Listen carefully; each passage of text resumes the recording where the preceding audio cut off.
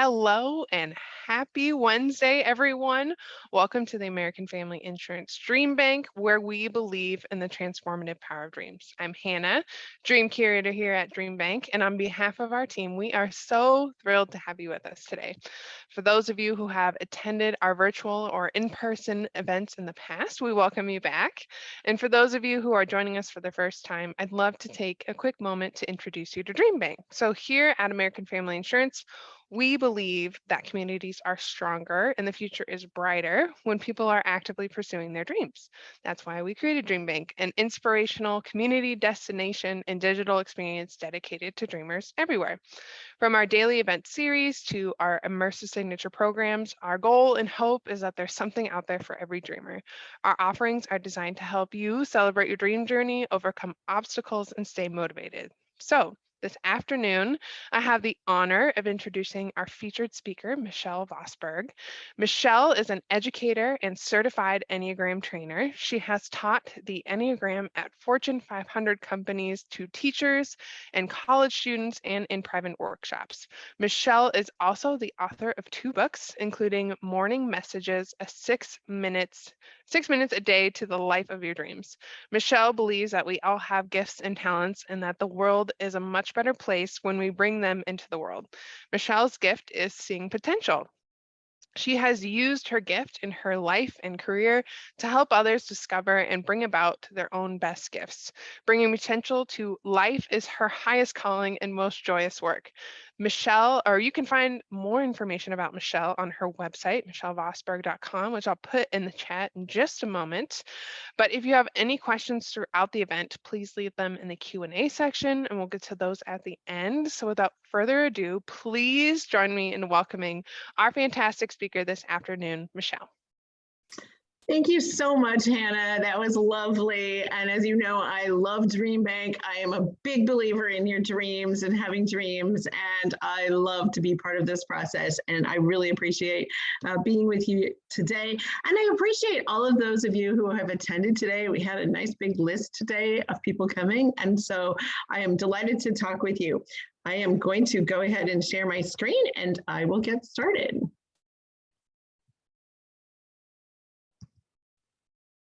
Oh, let's get it from the beginning. There we go. So I'm here today and we're going to talk about understanding yourself and others with the Enneagram. The goals for today are to understand what the Enneagram is and how it can be used. We're going to do several different typing activities so that you can begin to discover your Enneagram number. Some of you maybe already know your number. Others of you have never heard of this, or you've heard of it and you have no idea what I'm even talking about. So by the end of this session today, you will have an idea of what the Enneagram is, and you will have at least a good idea of what your number is or a better idea about how to find your Enneagram type. And so I'm going to be talking to you about the characteristics of the 9 types.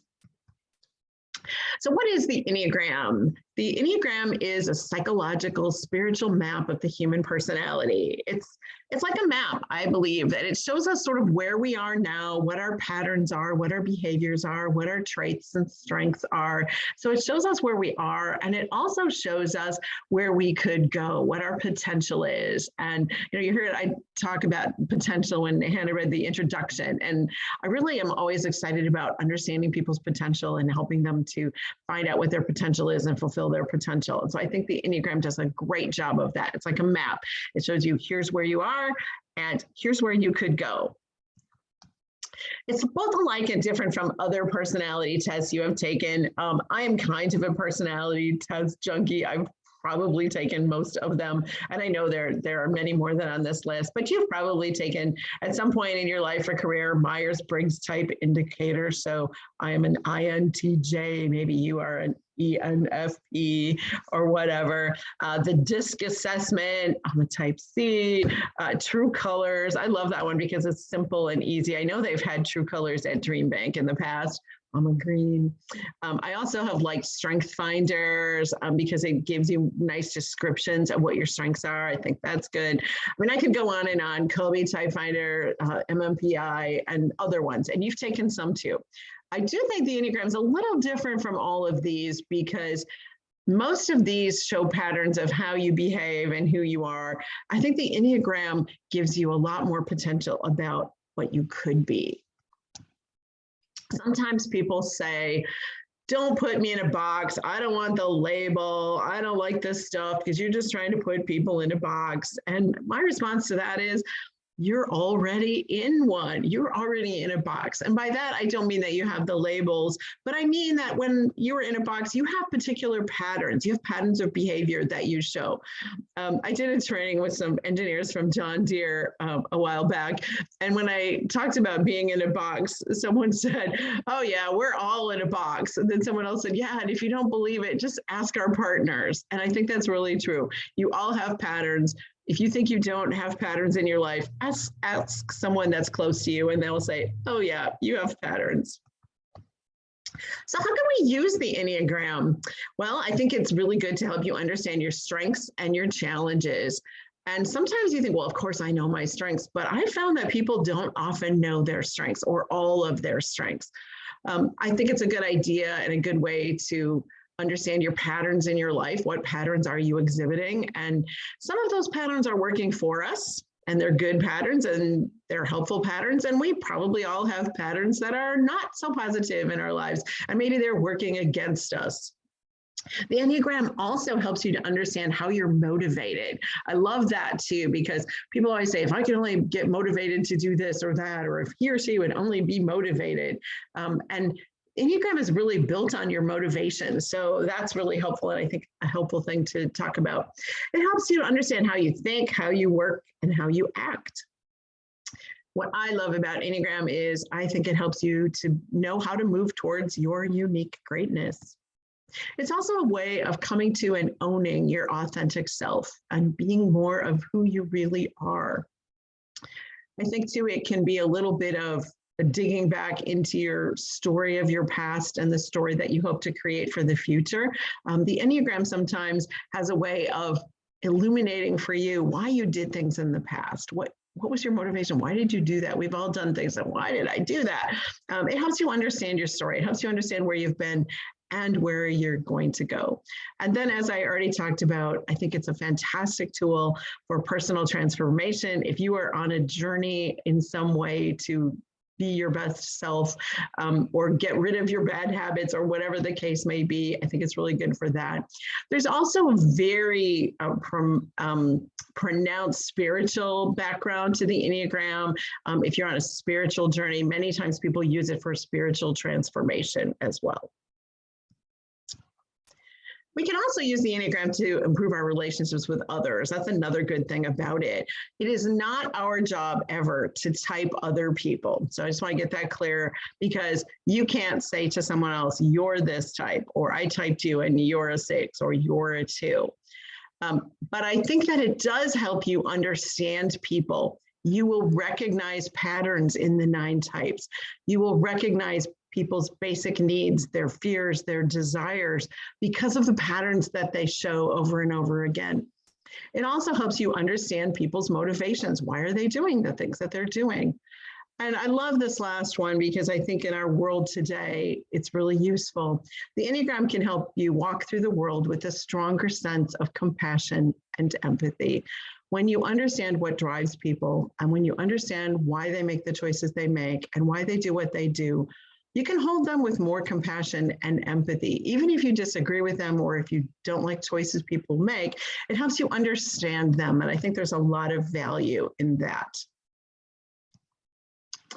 I always like to begin with this note that we will proceed with caution, because all models are wrong, but some are useful.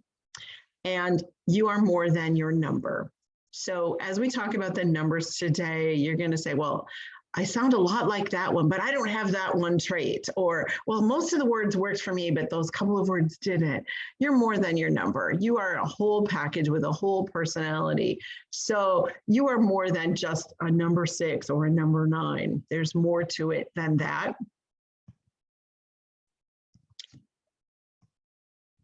All right, we're going to go ahead and we're going to do our first activity. I love this one because I love the movie The Wizard of Oz. Probably a lot of you do as well. And this one's all about the head, the heart, and the gut.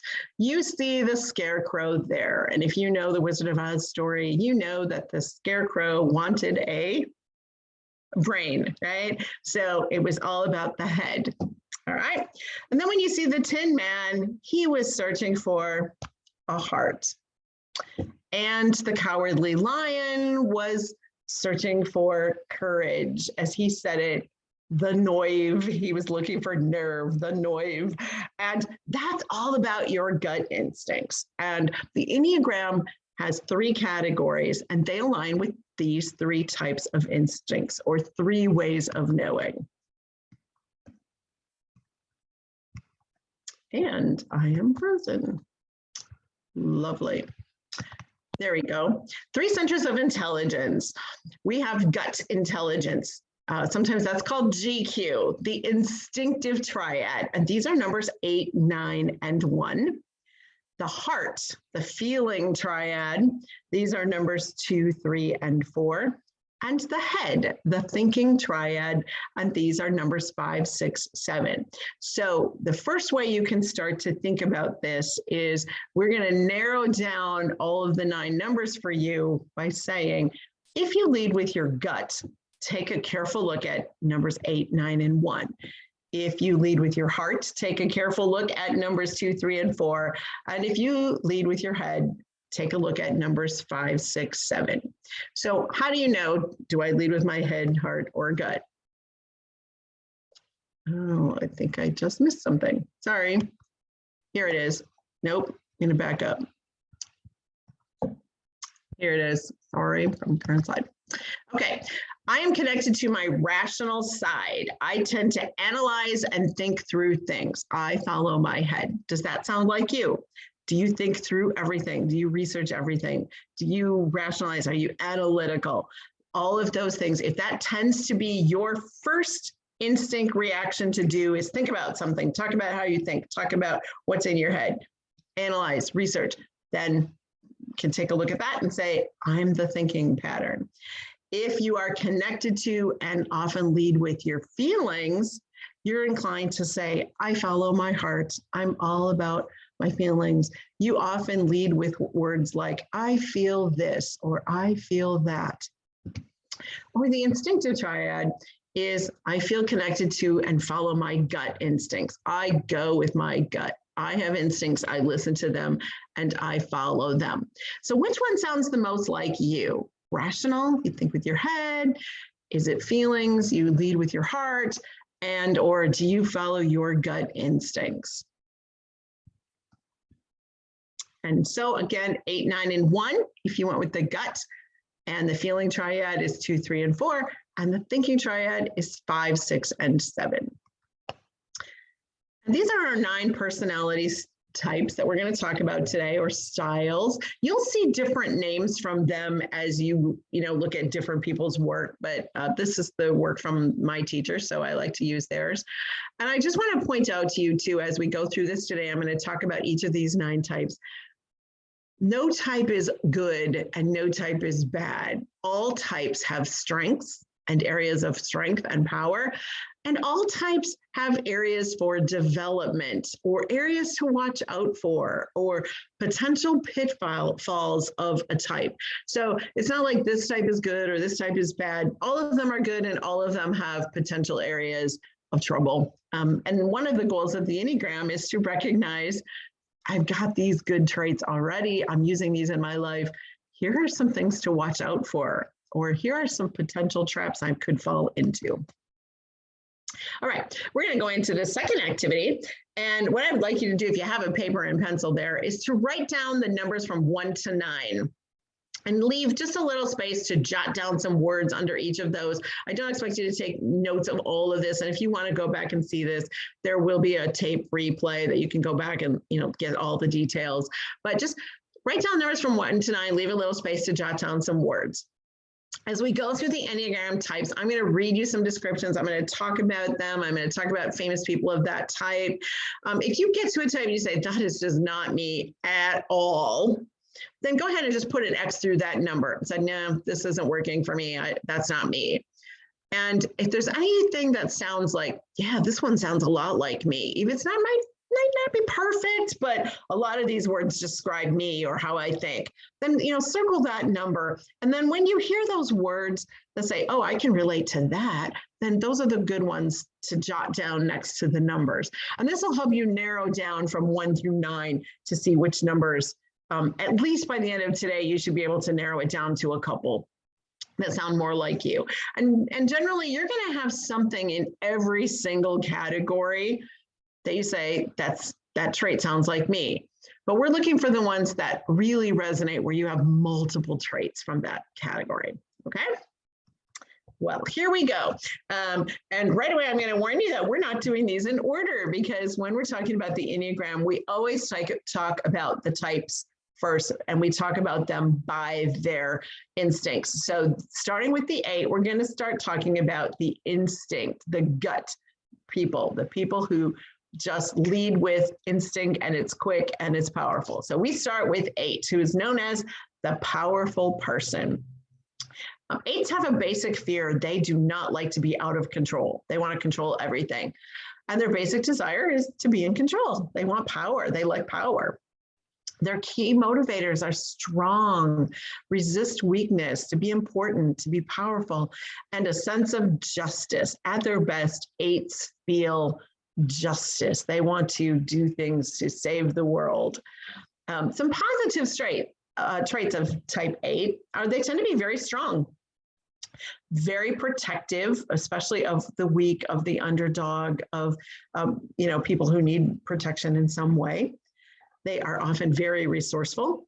They are decisive. Of all of the 9 numbers, 8s make the quickest decisions. They just think it, know it, do it, boom. They make those decisions without a lot of hemming and hawing. They tend to be leaders, very self-confident, very assertive. They know what they want. They know how to get it. They will ask for it, and they will do it. Some potentially negative traits of the type 8. What is sometimes strong can come off as aggressive if it's not under control. They can be protective, but they also can be very confrontational, sort of in your face. They can be domineering. They don't let other people talk. It's my way or the highway, and I'm just going to tell you, and you're going to do it. 8s have a potential to be very self-centered as the world revolves around them. They can also be very self-righteous. I'm the one that knows everything, and I'm the one that does it right, and I'm the one who can do it. And so look at me, I'm the one. They can be insensitive because they don't often take other people's feelings into consideration. So that can be a problem sometimes. So these are 8s. Let me talk about some famous 8s. When I talk about these famous people, some of them are self-identified. Some of them just Enneagram experts have read, have watched their videos, have listened to them talk, watched them on social media, and made a best guess. So this is not the absolute truth, although many times people will agree on the famous people who have this. So here are some famous 8s. Martin Luther King Jr., John Wayne, Pink, Lyndon Baines Johnson, Aretha Franklin, Churchill, Saddam Hussein, Muhammad Ali, Margaret Cho, Gandhi, Betty Davis, Chelsea Handler, Sean Connery, Barbara Walters, Donald Trump, 50 Cent, Octavia Spencer. As I read that, is there anyone in the chat who says that or thinks at this point, or knows, if you're an 8, you probably know, knows that this sounds a lot like you? Do we have any people saying, yeah, that 8, that sounds like me. I think I'm an 8. Okay, I see a couple of you have raised hands. Mm-hmm. Yes. Oh, Sherry said that she was an 8. And Becky too. And then Michelle, we had one quick question about writing down the numbers and then the categories. You just wanted people to write down the traits that stuck out to them, right?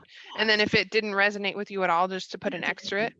So as we went through the 8, and you said, well, I'm strong, I'm confident, I'm a leader, I'm a very assertive, just jot the words that sound like you. So that this is just for you. There's no quiz at the end. It's just for you, but it helps you figure out what it is that which number, which traits that you connect to. Okay. Perfect. Thanks. All right, that's the 8. Let's take a look at the 9s. The 9 is known as the peaceful person. 9's basic fear is loss and separation. Their basic desire is peace of mind and inner stability. Their key motivators are harmony and avoiding conflict at all costs. They don't like tension. They want to preserve things as they are. They don't love change either.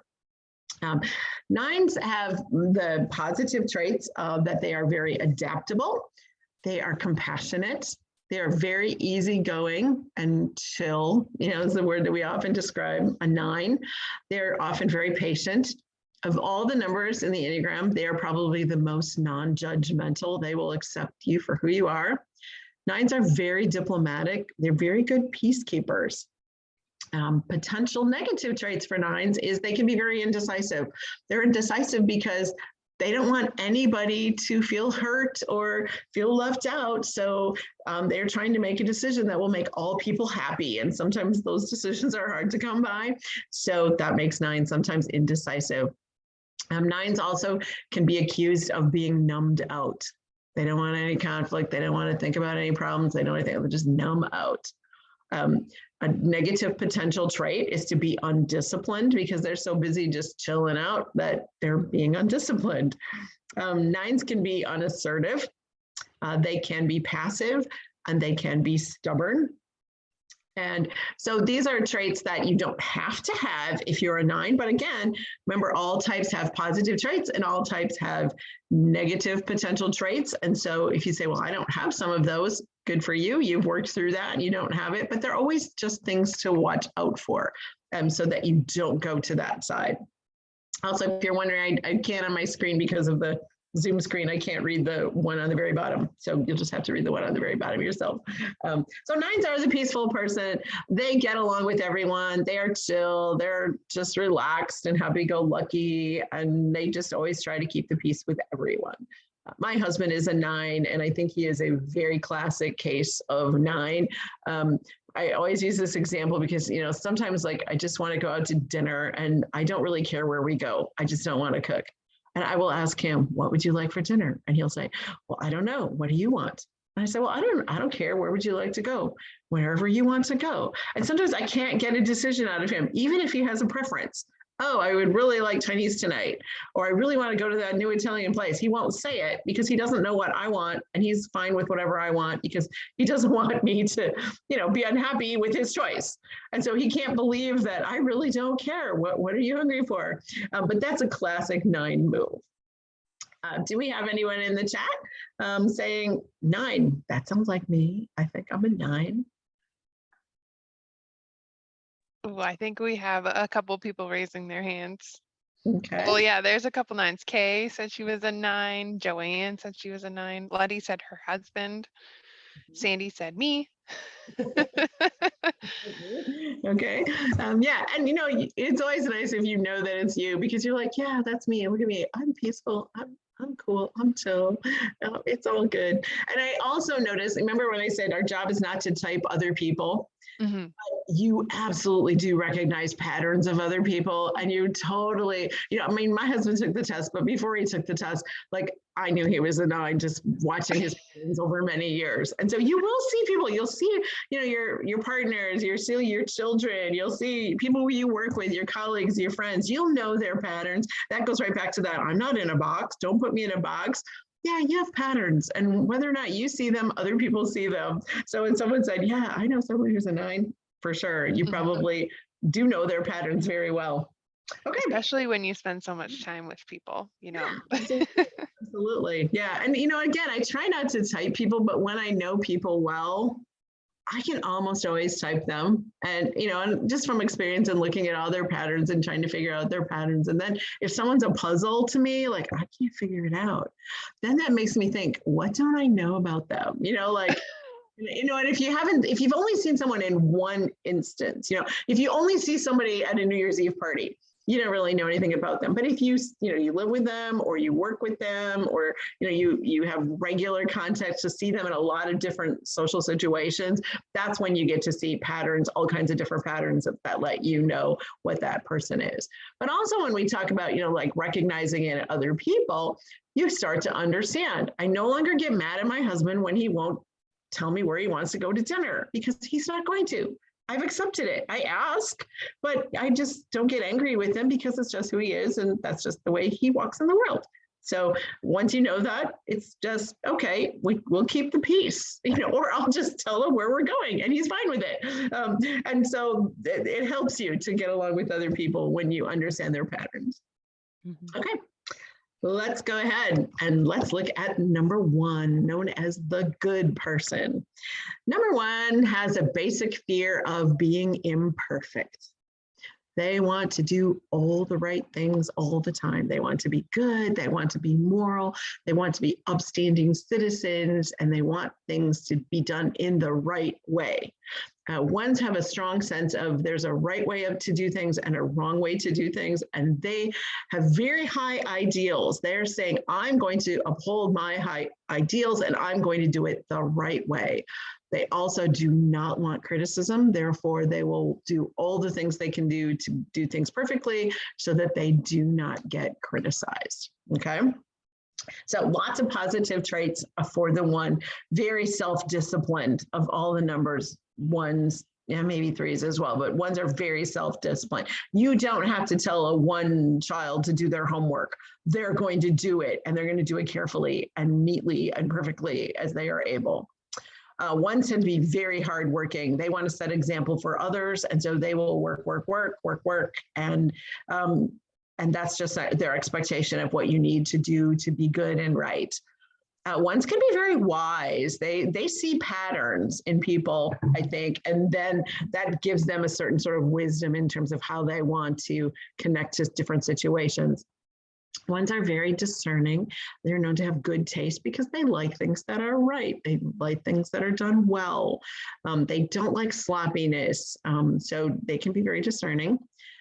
Very noble, oftentimes, because of the standards and the way they conduct themselves in the world. And again, I think the trait of one is like extremely high standards. I'll share the famous ones in a minute, but Martha Stewart comes to mind, when you think of Martha Stewart and cooking. And she's got, this is the way to do it. Her recipes are very precise. You must use this brand. You must do this. You must do it exactly this way. This is how you do it. And she has a whole lifestyle brand built around doing things right and doing them well. If you contrast that with some other chefs that is like, oh, whatever you've got, throw that in a garden. Well, if you don't have that, you can use this instead. Or, the chefs on TV is like, oh, I don't know, just throw in some salt. Like a one would not say, throw in some salt. Ones would say 1/4 teaspoon of sea salt. They would be very precise in that because they have a way to do it right. Some potential negative traits for ones would be being very rigid. There's only one way to do it, and it's my way. And that's like that inflexible thing too. My way or the highway, you'll do it the way I say. That can be very controlling. Sometimes one parents struggle with adolescent children because it's my way or the highway, and I'm going to tell you how to do it, and I'm not going to listen to your way of doing it, and you're going to do it this way. There can be a self-righteousness with a one. I know it better than anybody else. Self-righteous sort of thing. One sometimes can be overly serious, not known as the party people so much because they're so busy working and doing and getting all the things done. Ones can be very hypercritical, never more so than they are with themselves. They are very hypercritical with themselves, and then they also can be hypercritical with others. And then the high standards thing is really good, but on the other hand, sometimes they have high standards that are just unachievable and unrealistic. So that could be a downside of being a number one. Here are some of the famous number ones: Michelle Obama, Tina Fey, Harrison Ford, Meryl Streep, Katharine Hepburn, Nelson Mandela, Sidney Poitier. Just a few of those famous ones. Have we got some ones in the room? We always have a lot of people that say that they are ones. And sometimes people at first say, oh yeah, that's me, I'm a one. And then later, oh, maybe I'm not. That was me. I thought I was a one for a long time, but no, I'm not. Hannah, do we have lots of ones over there? We do have a couple ones. One person said that their oldest daughter is definitely a one. Maybe it's that older sibling. But we did have a question. I think we accidentally skipped over the famous people who are nines. Oh, okay. Well, sorry about that. No, that's okay. I think we missed it with all the other questions. Yeah, it was, that's always fun. Okay, here are the famous nines. Abraham Lincoln, Ronald Reagan, Eisenhower, Queen Elizabeth II. She is a classic, I think. Enneagram 9, save the peace. She doesn't like any kind of conflict, she was a peace saver in her life. And I think that's what people appreciated about her. Sophia Loren, Colin Powell, Lisa Kudrow from Friends, Audrey Hepburn, Marie Kondo, Morgan Freeman, Zooey Deschanel, Walt Disney, Alicia Keys, and Beyonce. Okay. Awesome. Thank you. Okay, twos. Twos are known as the loving person. Now we're moving into the heart-centered triad. These are the twos, threes, and fours who lead with their feelings, lead with their heart, okay? Twos are known as the loving person, and their basic fear is to be rejected. They want and need love. Somewhere in their life, they felt unwanted or unloved, and they're trying to make up for that in the whole rest of their life. They want to be loved, and that is just the key to them. And then they also, in order to feel love, also are the ones who give love. They are the ones who express feeling and do things for others and appreciate others and show the things that they appreciate for others, do things for others so that they are putting love out into the world.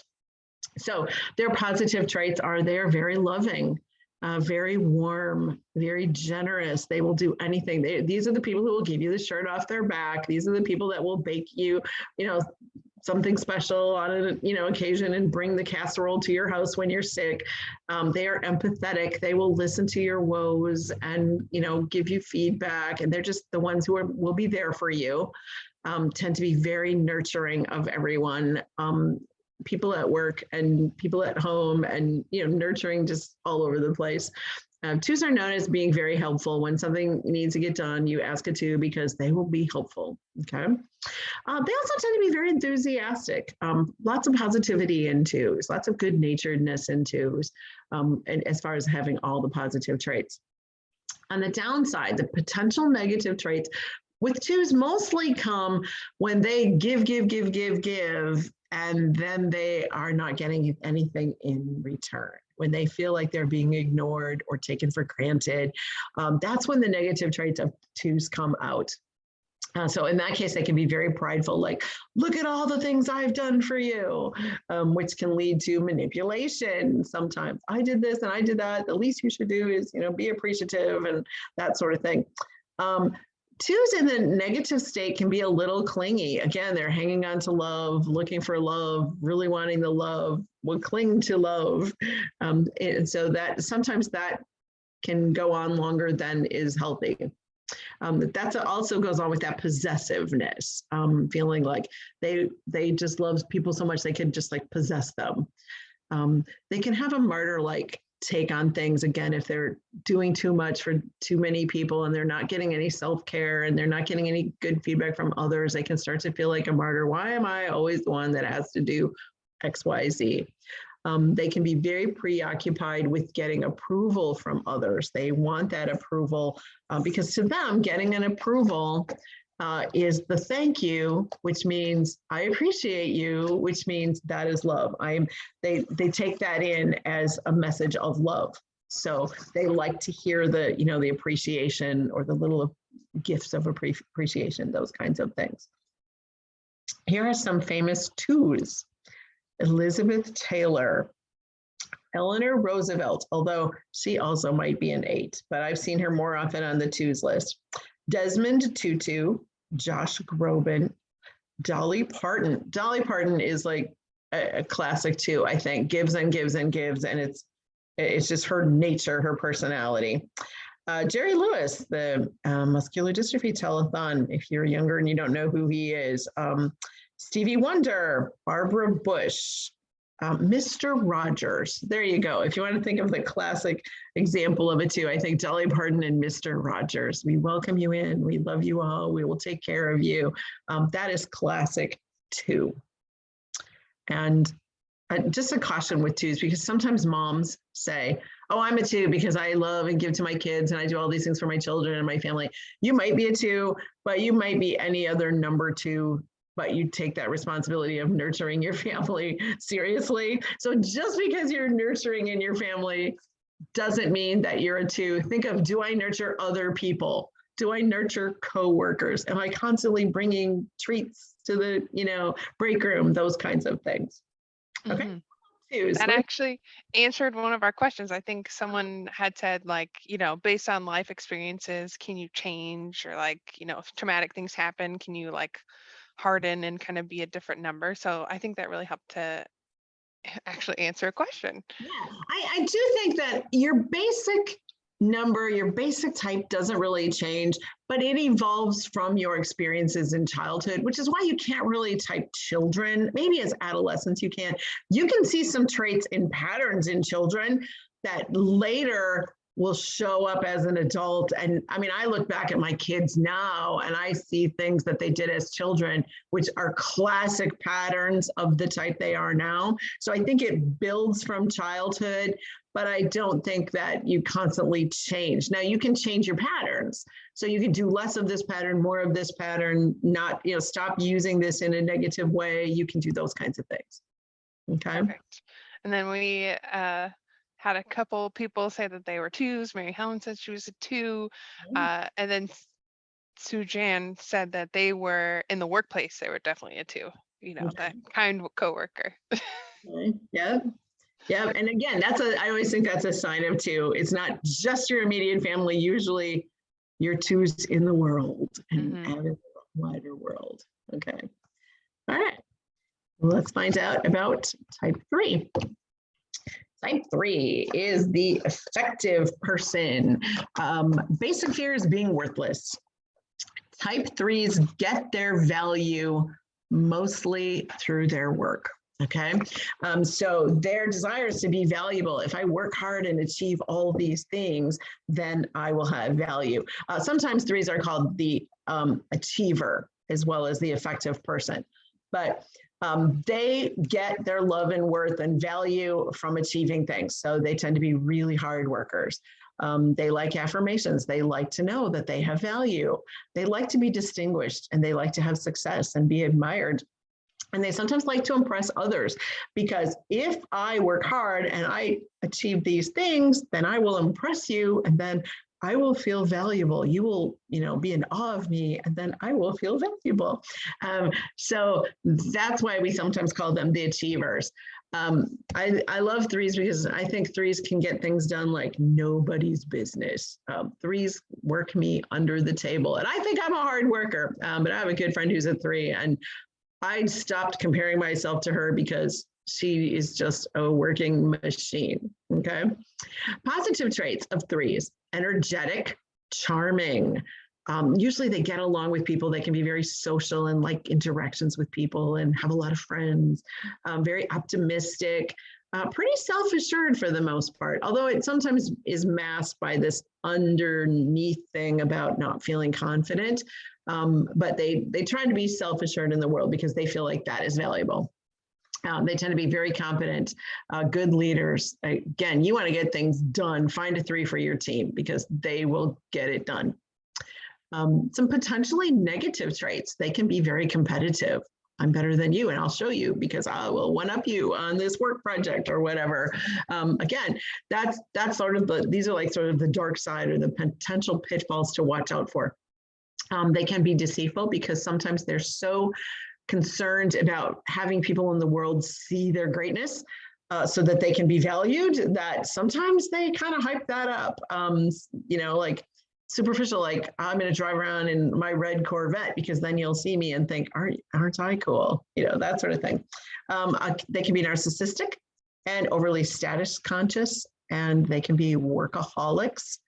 And sometimes they will take shortcuts to get things done just because they want to get a lot done. And so that's really important to them. Some famous threes would be Elvis. I just watched the Elvis movie. I am inclined to agree with that. Oprah, Will Smith, Bill Clinton, Condoleezza Rice, Madonna, Tom Cruise, Taylor Swift, Tony Robbins, Cindy Crawford, Pete Buttigieg, Drake, Justin Timberlake, Bruno Mars, and Nancy Pelosi are threes. Threes, do we have some go-getters in this group who like to get things done? Does that sound like anyone? Oh, we got a couple threes. Kenya said they were three. Tracy said they were three. I know Lisa before said that she liked to bring treats to the DreamBank staff, and I will have to confirm her treats are quite delicious. So that is very much sounding like a two to me. That is sounding like a two. Now, see, I appreciate the DreamBank staff, and I love the DreamBank. I can't say that I have ever brought treats to the DreamBank, but I am not a two either. So that could be why. All right, let's take a look at the last of the, okay. I think it's too much, it's not changing. There we go. The last of the heart-centered group. These are the fours, the original person. Their basic fear is to be insignificant. They want to be significant and unique, and they want people to know that they are special and that there's something wonderful about them. They like to express their individuality.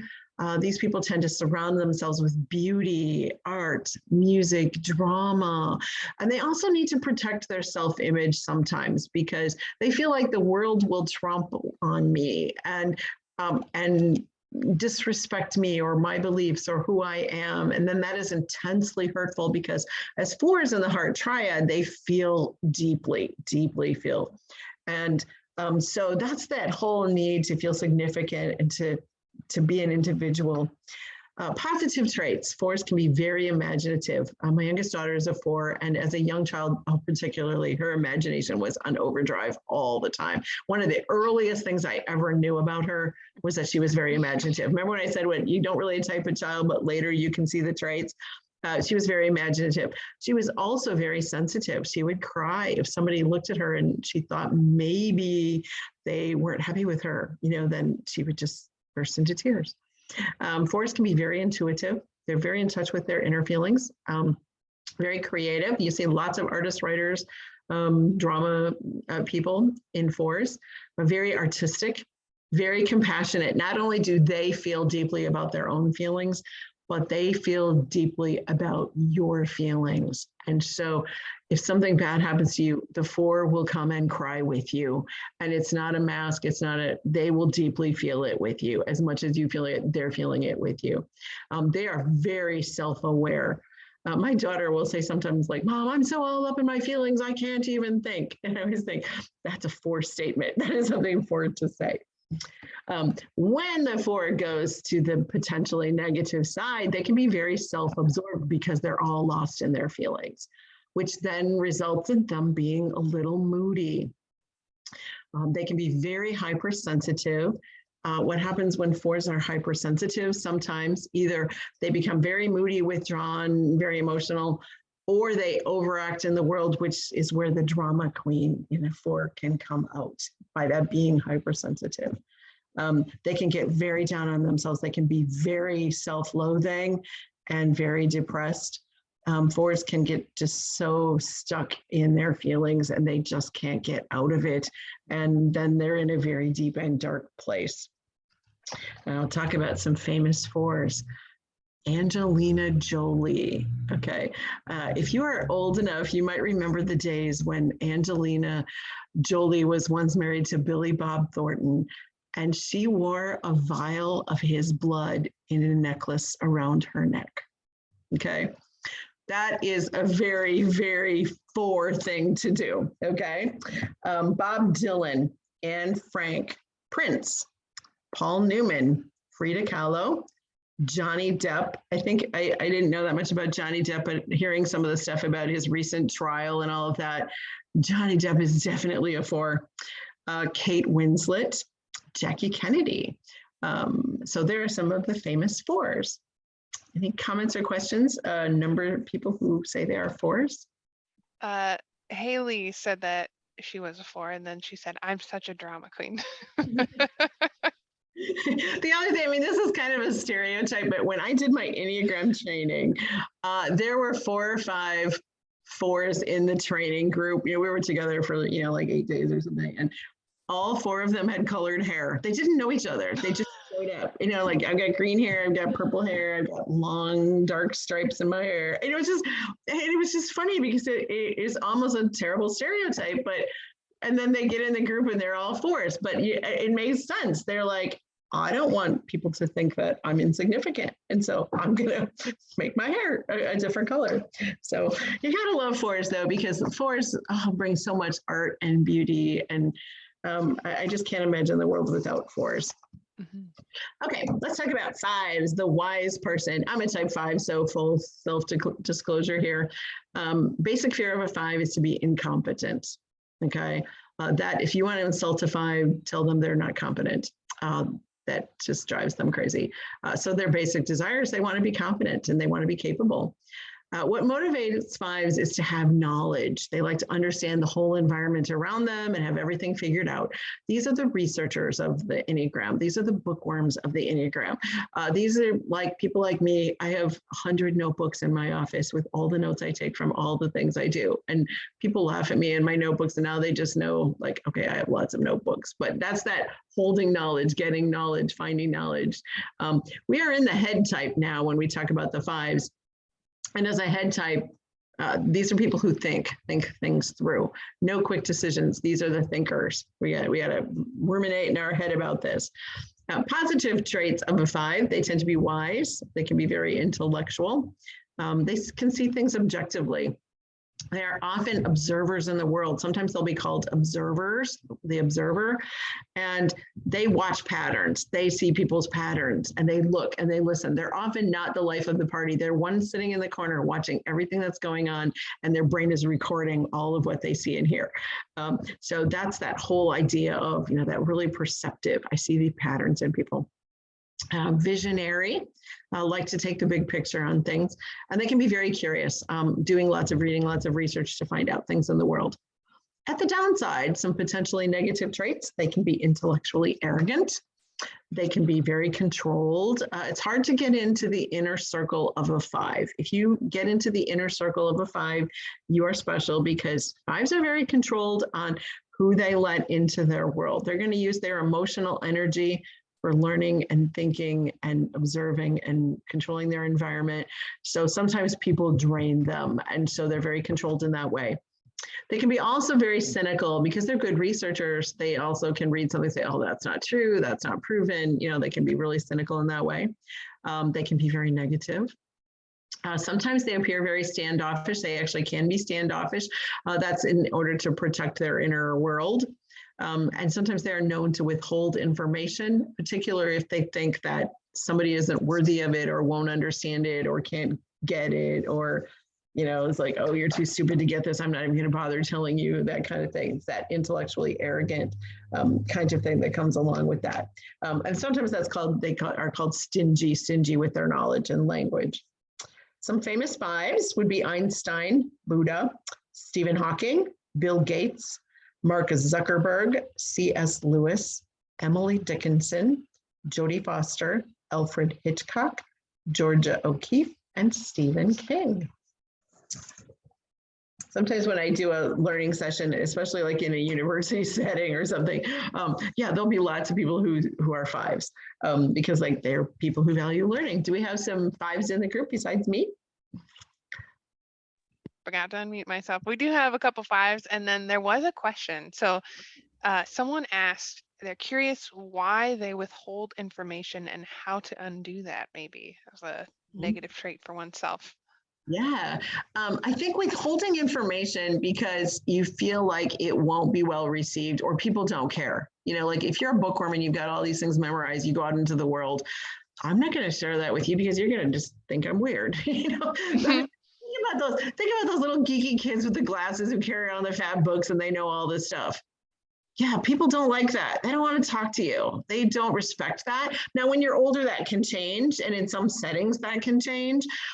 But you're cautious about that because that causes people to judge you sometimes. Now, some people get themselves in positions like I've been an educator my entire life. It's my job to help people with information. So I don't think that's my problem. But I get that self-protection kind of thing. And my answer to that would be like, look at your audience, choose your audience. Will they appreciate this information? Can they use it? Is it helpful? Mm-hmm. Or ask them, I have some information about that. Would you like me to share that? And if they say, no, not really, then you don't have to go there. Okay. Perfect. Okay. Let's look at number 6. 6s are known as the loyal person. Their basic fear is insecurity, and their basic desire is to feel secure. They want to be secure and supported, and they want to fight against their anxiety and reassurance. 6s just need all the reassurance and safety feelings in the world. This is another one. I have a daughter who's a 6, and again, you don't type them as a child, but I look back at her childhood and I think of the questions she asked. Well, what if we have a sub? The sub isn't going to know what goes on in the day. And what if she doesn't know what time to go to lunch? And then what if the sub doesn't tell me this? And what if I have a question and the sub doesn't know the answer? And she was all anxious about having a sub. And none of those things had happened, but she was just fearful of that. So 6s can be very insecure and very anxious about things. Positive traits of all the numbers, they are the most loyal. You want to hire 6 on your team because they're not going to quit. When things get tough, loyal, they're going to stay. They're also very loyal to friends. They are very loyal to people in their lives. They are very loyal to things that they care about. 6s are very trustworthy. You can tell them your information and they're not going to blab it to the world. They're very responsible. Again, they make really good workers because they're loyal and responsible and trustworthy. They're very alert. 6s can be very compassionate, even though they're a thinking head type. They also can feel pretty deeply with the feelings. 6s are known to be very reliable, and they are good troubleshooters, good problem solvers. The reason I always think that they're good problem solvers is because if you have control of your world and you can solve problems and prevent things from happening, it reduces your anxiety, right? So if you're prone to being anxious, you fix that problem. Positive traits in the 6s, they're looking for what's the problem in the world and how can I prevent that problem from happening? So I'll have this bag of tricks. I also joke too that 6s have very big bags, very big mom bags, very big diaper bags, very big work bags, because if you need a Tylenol, the 6 has it. Fall down and need a Band-Aid, the 6 has it. They are prepared for all kinds of problems that might show up in the world, and they've thought through it. So 6s, great problem solvers because they're thinking about all the things that could go wrong and stop those things from happening. On the negative side, though, if things do get out of control, 6s can become very over anxious and worried about everything. These are the worry wards. They just take it too far. They're worrying about things that haven't happened, that might never happen, that are going to happen in the next year. And they just anticipate what might happen and they're already losing sleep over it. They can be very defensive because that's what they do to feel safe. The opposite is like, I'll defend, I'll put up the armors, I'll build the walls, I'll do all the things to be safe. That's also the hypervigilance. They're looking always, what's the issue, what's the problem, what's going to hurt me. That can go into very deep paranoia if not unchecked. The illness sort of side of that can be paranoia, but it can just show up as being fearful in the world. And also indecisive because you have to think through everything and think through all the options. And so 6s and 5s, I think also are very indecisive in terms of they have to do a lot of work and a lot of research to figure out the right thing. Okay. And they're always focused on the worst case scenario. Those books that are out there, like 101 things to do to survive in a disaster books, those are written for 6s or maybe written by 6s. Here are some famous 6s. Princess Diana, Mark Twain, Jay Leno, Marilyn Monroe, George H.W. Bush, Prince Harry, Katie Couric, Bono, Sarah Jessica Parker, Julia Roberts, Bill Nye the Science Guy, and John Bon Jovi. Any worry words in the group? I haven't seen any yet. Okay. Well, maybe they're just not here today. I'm going to move on. Oh, just kidding. We got one for Brianna. Okay. Oh, I don't want it from there. Sorry. Accidentally hit my button. I had to go back and find the sevens. Okay. Let's go ahead and take a look at the sevens. The sevens are known as the joyful person. Their basic fear is feeling any pain. They do not want to feel pain, and they do not want to feel deprived. FOMO. Sevens have FOMO. They want to be in the mix of all the fun. Their basic desire is satisfaction and fulfillment. And they are motivated by freedom, happiness, avoiding pain at all costs. Missing out. They don't want to miss out. They like excitement. They like energy, and they want to avoid emotional overload. Okay, sixes live in their heads also, and they don't want to feel any negative feelings. So they compensate by being very joyful. My nephew and godson is a seven, and he brings more joy in my life than probably any other person in my world. Even since he was little, he is just a joyful person. Sevens tend to be very optimistic, enthusiastic. They can be very spontaneous, last minute. Oh, let's go do this. That looks fun. Hey, let's get together. Hey, let's have a party. Very fun, spontaneous. Idealistic. They have a vision of the way things could be, and so they can be very idealistic. They tend to be really generous with their time, with their energy, with their money, with whatever they have. They'll give you whatever they have. It's all good. They tend to be really talented in lots of different things. They're curious about lots of different things. They dip their toes into lots of different things. They try lots of different things. And they're interested and they're willing to find out about lots of different things. On the negative side, potential negative traits is that they can be self-centered and self-indulgent. They often like the finer things in life because they like to feel satisfaction and fulfillment, and they're interested in the exciting things, the new things, and so they can really indulge in a lot of that.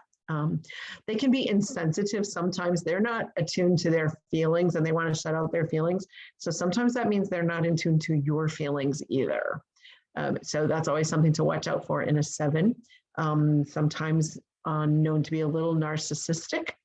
They can be very hyperactive. Where's the party? And they're just moving from thing to thing. Flitting is a word I often think of when we talk about a seven. Let's go. That sounds like fun. I can't wait to do it. But because of all that fun and spontaneous and flitting, that can be undisciplined because then they don't follow through on doing something else or getting something done.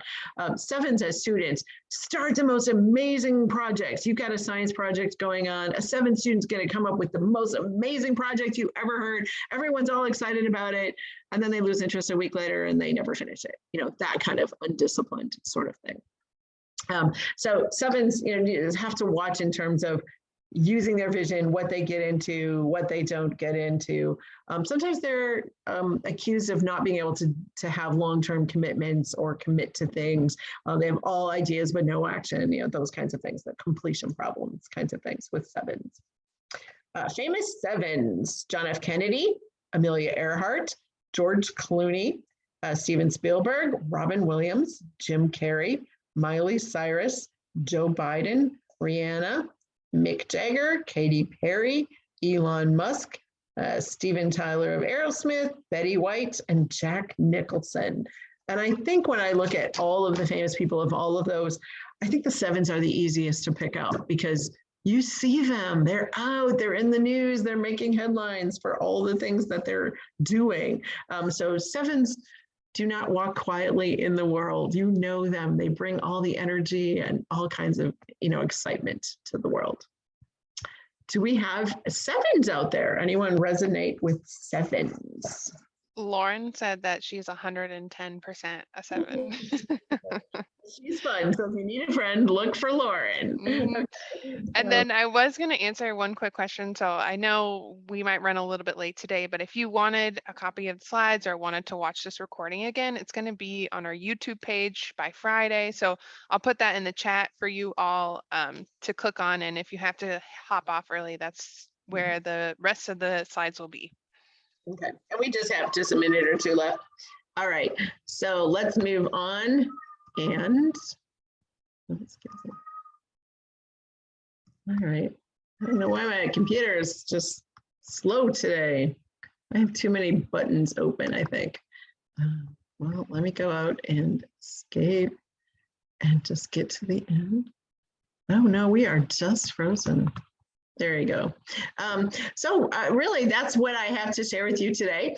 I do have some sources for additional resources. A good general website that I like is called the Enneagram in Business. That's one of my favorites. There's all kinds of discussions there with other people, and they're talking about what type they are and why they think they're, that type. So there's some really good resources. I always think one of the ways to know which type you are is to listen to other people that have that type and see if you feel like these are your people. And so there's a lot of discussions there and a lot of things you can read and watch there that will give you that kind of information.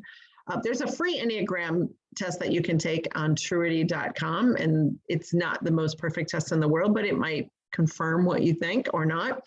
If you want a more complete Enneagram test, the WEPSS, Jerry Wagner's test, I think it costs 10 or 12 bucks. That one's longer. It will take you a while to do it, and you'll pay for it. You get a complete profile back, and save yourself like half an hour if you're going to do that one. I also have a list of free resources on my website, michelevosberg.com, Michele with one L. You probably have to scroll down to the very bottom of the homepage, and it's listed on there, and you can click on that, and I'll send you a handout that has some more resources that I like, some particularly good books and some particularly good websites that I like. All righty. Any other questions I can answer for anyone? Yes. There was a question about the triangles. I think you kind of touched on it at the beginning, Yeah, which is kind of like what they mean. And yeah, I didn't really go into that today. That's a whole nother workshop. I could spend an hour. That's called the Harmony Triad.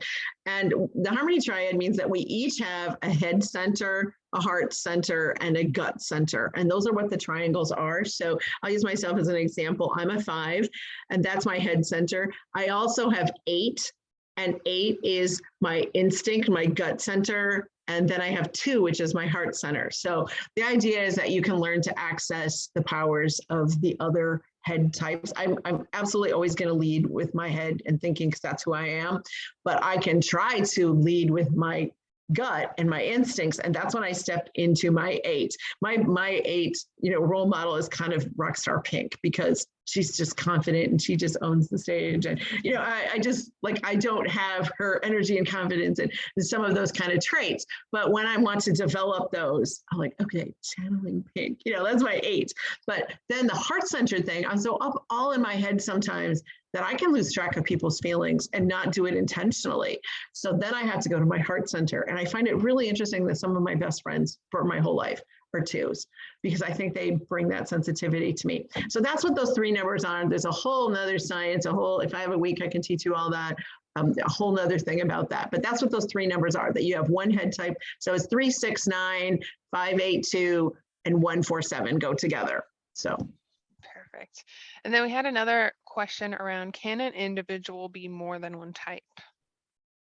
I don't think so. I think you can have some traits of the other types, but I think at the end of the day, I think that you are one type.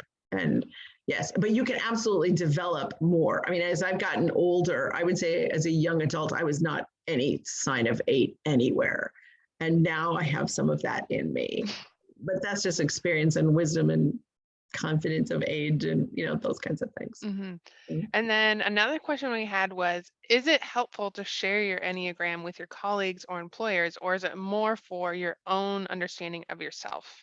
It can be both. I think if you just do it for yourself and you dig in and you learn about yourself, you're going to learn amazing things about yourself. I think it's great. I have trained entire staffs.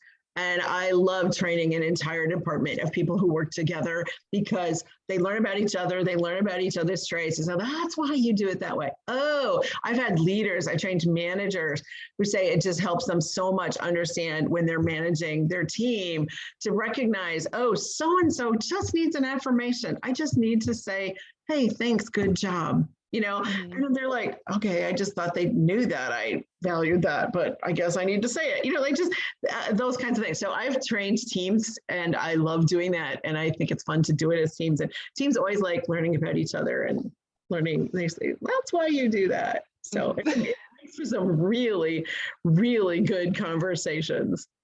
Okay, another question we had was, can you recommend a resource or a way to learn more about the triads? Okay. Yes, the triads are known as the harmony model. If you could send me an email, I can send you the name of the book because I can't think it off the top of my head. But my teachers, Claire and Scott Lowridge, have a book that is entirely about the harmony triad. I think it's Spiritual Rhythms of the Enneagram, maybe something like that. But drop me an email and I'll send you the title of that book. And they also do a training too. So the whole training for a week, we can learn all about the harmony. Awesome. Well, Michelle, we are a little past time, but we have one question that we always like to ask our speakers as we wrap up. And that question is, what is one piece of advice you have for someone who is pursuing a dream right now? Stay close to your vision. Figure out what it is you want, what it is your dream. Feel it, imagine it, see it in your eyes. You know, like you can describe it just in every little detail. I don't like vague dreams. Oh, someday I'm going to be rich. Yeah, that's vague to me. Narrow it down, get really specific about it, know it, talk about it, think of it every day, visualize it, write in a journal every single day, and stay close to it. Awesome. Thank you so much. And then, Michelle, if people want to get in touch with you, what's the best way for them to get in touch with you? You can send me an email, michelle@michelevosberg.com, or my website, michelevosberg.com, has a link as well, a contact link as well. Michelle is with one L. I always tell people that because most Michelles have two L's.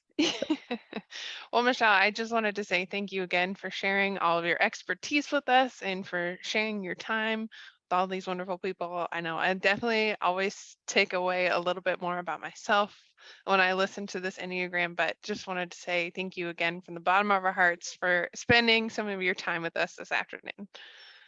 Thank you so much, Hannah, for having me. And thank you for everyone who attended. It's been fun. Yes, and to everyone who tuned in, we thank you for joining us. We look forward to continuing to learn, grow, and dream together in the future. If you you can learn more about our upcoming DreamBank events and content designed with your dreams in mind at amfam.com/dreambank and by connecting with us on our social channels. So, on behalf of American Family Insurance and DreamBank, we look forward to hosting you all again soon. Until then, keep dreaming fearlessly, and I hope you have a fantastic rest of your day. Thanks, everyone.